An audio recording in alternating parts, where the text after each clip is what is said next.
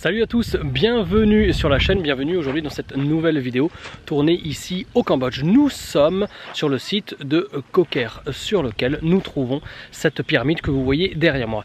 Cette pyramide, elle date du Xe siècle. Elle a été construite, je vais vous dire un petit peu plus tard car c'est très intéressant, elle a été construite sous le règne de Jayavarman IV, donc au Xe siècle. Elle s'inscrit dans un ensemble de temples absolument géniaux que je vais aussi partager avec vous. Mais ce qui va être très intéressant, c'est de constater que cette pyramide, hop là derrière moi, qui mesure 36 mètres de haut sur, j'ai plus les chiffres, une soixantaine de mètres de côté, aurait été construite entre 1921 et 1941, c'est-à-dire une durée de construction pour une pyramide qui, je pense, ne vous est pas étrangère, 20 ans. Donc voilà pour l'intro. Sans plus attendre, je vais vous emmener maintenant autour de cette pyramide incroyable ici au Cambodge, la pyramide oubliée. C'est parti!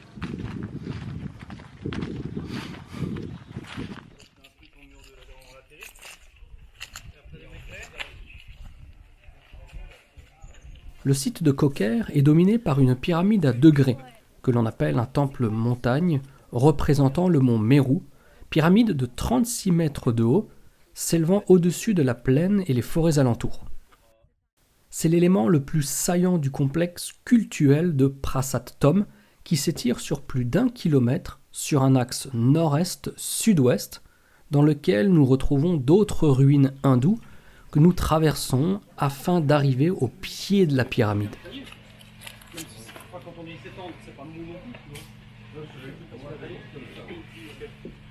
Comme pour le temple du Preaviar dans le nord du Cambodge sur la frontière thaïlandaise que vous avez vu dans la dernière vidéo au Cambodge, loin des foules d'Angkor, Kho Kher a un côté attrayant pour toute personne souhaitant vivre l'expérience de temple désert et dont le silence est seulement troublé par les chants génialissimes des oiseaux. Si jamais vous n'avez pas vu la vidéo consacrée au temple de Preaviar, là aussi je vous invite à vous rendre dans la description où vous retrouverez le lien. Outre la pyramide du Prasat Thom, on peut admirer à Kho Kher une concentration unique de fondations religieuses, dont mon préféré, le Prasat Brahm, constitué de 3 tours de briques enserrées dans les racines qui ont depuis poussé. La pyramide du Prasat Thom présente 7 niveaux. Son ascension n'est pas difficile grâce à des escaliers qui en permettent l'accessibilité. Et pour être tout à fait honnête, à chaque niveau franchi, on a ce curieux réflexe de se retourner afin de contempler le reste du site et de la plaine.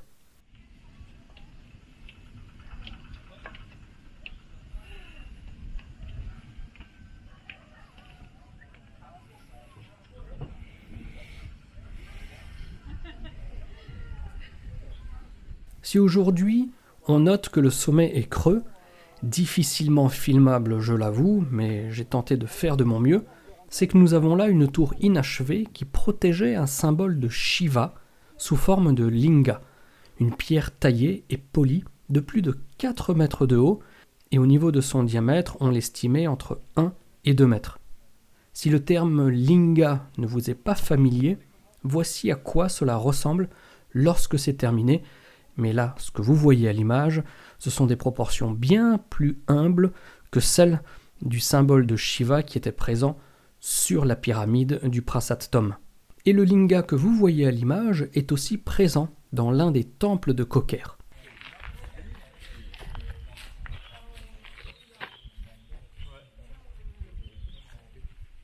La prouesse des dimensions du linga d'origine est inscrite à 3 reprises sur des scènes de vestiges, dont 2 fois à Kho Kher. Ce linga est d'ailleurs d'une taille tout à fait inédite dans le Cambodge ancien, et son piédestal était composé de blocs qui devaient peser près de 10 tonnes. Il est aujourd'hui difficile d'établir la logistique qui a permis la construction de l'édifice. Toutefois, nous pouvons garder à l'esprit que la pyramide est construite en grès, une roche tendre, qui n'aurait présenté aucune résistance aux tailleurs de pierre de l'époque. Pour ce qui est du transport des blocs, cela ne devait pas non plus poser de problème, car, outre les gros blocs du sommet, vous l'avez vu depuis le début de la vidéo, les blocs utilisés pour le corps de la pyramide sont relativement petits. Seul élément architectural qui a su attirer mon attention, ce sont les joints qui sont assez souvent alignés et qui par conséquent n'offrent pas la même stabilité à l'édifice que s'ils avaient été décalés les uns par rapport aux autres. Cela étant dit, même si c'est ce que je crois et que je peux absolument me tromper, force est de constater que malgré tout ça, l'édifice est toujours debout, aujourd'hui encore, pour notre plus grand bonheur. C'est aussi pour moi l'occasion de vous inviter à vous abonner à la chaîne, si ce n'est pas déjà fait. C'est bien entendu gratuit et ça soutient mon travail. Et pour les plus passionnés d'entre vous, qui souhaiteraient faire partie de la prochaine aventure au Cambodge que j'organise, vous avez le lien dans la description pour tout découvrir de l'itinéraire de cette année.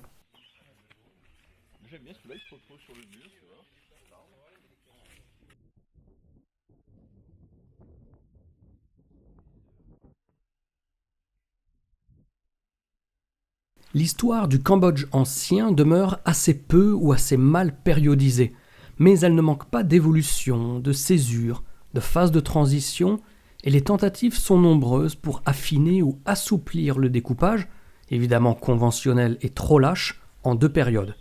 La période pré-ankorienne, allant jusqu'en 802, suivie de la période ankorienne. Mais si ces deux cadres chronologiques sont aisément affinés en faisant l'inventaire des transformations et règnes les plus remarquables propres à telle ou telle époque, on rappellera qu'il peut exister une distance assez considérable entre cette recherche de changement et la réelle restitution d'un développement historique. Le règne de Jayavarman IV, ayant régné de 921 à 941, oui, ma langue a fourché lors de l'introduction, il s'agit bien de 921-941 et non pas 1900, comme je l'ai énoncé maladroitement. Donc le règne de Jayavarman IV, marqué par le déplacement de la capitale à Kokher, est précisément l'une de ces périodes où la rupture avec ce qui précède et ce qui suit est en apparence si profonde que les innovations observées ont suscité plus de perplexité que d'hypothèses historiques. En ce domaine, une solution commode a consisté à présenter comme une parenthèse les 2 décennies de l'accès au pouvoir de Jayavarman IV, parenthèse dans laquelle pouvaient être ainsi rangées les créations architecturales les plus originales de son règne.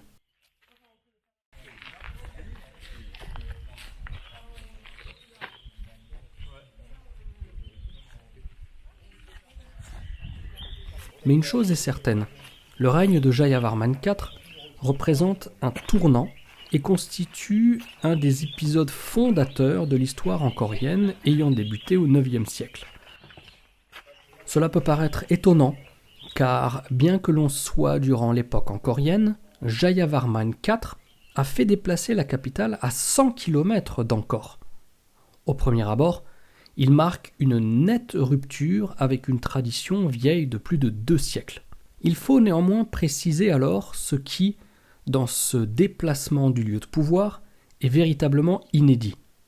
Le centre de gravité du royaume est certes ancré depuis la seconde moitié du 7e siècle dans la région d'Angkor, mais la capitale n'a jamais cessé par la suite d'être déplacée à l'intérieur de la plaine de Siem Reap. De ce point de vue, la création d'une nouvelle capitale et le déplacement à Kokher s'inscrivent dans une certaine continuité. Le temple montagne, incarné par la pyramide, apparaît comme un gigantesque piédestal à ce linga démesuré. A l'inverse, les plus petits édifices du sanctuaire de Kokher mettent de leur côté l'accent sur l'inaccessibilité de la divinité et son corps subtil comme un grain de sésame, pour reprendre une formule rencontrée dans une inscription sacrée. Et vous allez me dire, comment peut-on être sûr qu'il s'agisse d'un temple montagne et que tout ceci est lié au divin plutôt qu'à autre chose? Eh bien, c'est une très bonne question. Cette formule, indiquant l'inaccessibilité de la divinité, son corps subtil comme un grain de sésame, eh bien, elle est présente sur des inscriptions qui ont été traduites.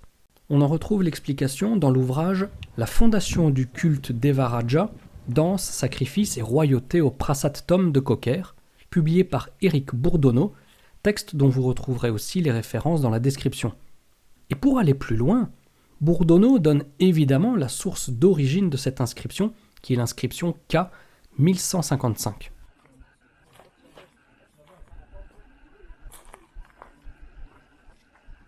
elle a été traduite par Gerdy Gersheimer, maître de thèse, et Julia Estève, lorsque cette dernière présenta sa thèse en 2009 sur le sujet « Étude critique des phénomènes de syncrétisme religieux dans le Cambodge angkorien ». C'est vrai que c'est un petit peu obscur, mais en fouinant, on trouve l'origine des travaux menant à la compréhension des inscriptions anciennes qui nous permettent à leur tour de comprendre l'histoire de ces incroyables sites.